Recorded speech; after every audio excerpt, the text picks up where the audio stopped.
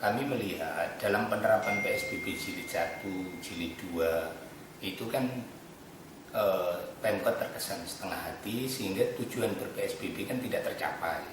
Makanya menurut kami ketika PSBB diperpanjang menjadi jilid ketiga menjadi tidak relevan lagi. Kenapa sih kemudian skemanya tidak diubah saja, bahwa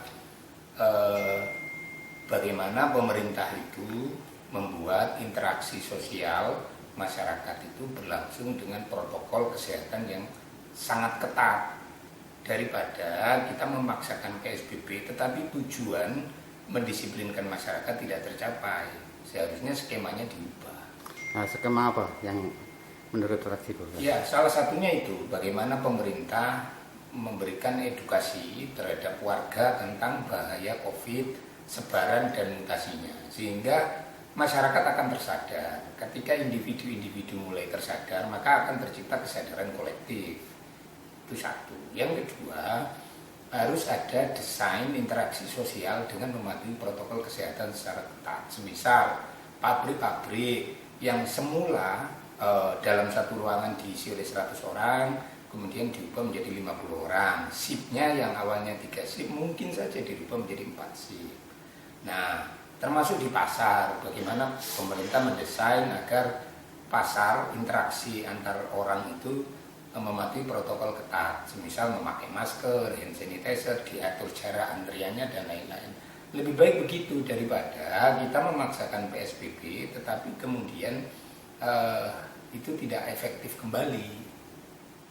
Jadi menurut fraksi Golkar PSBB ketiga ini tidak setuju? Ya tidak relevan.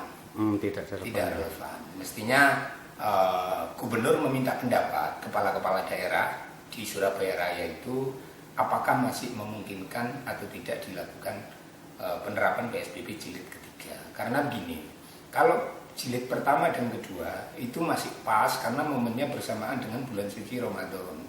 Masyarakat banyak berdiam diri di rumah sekaligus juga mematuhi anjuran pemerintah. Nah, sekarang ini kan bulan suci telah pergi.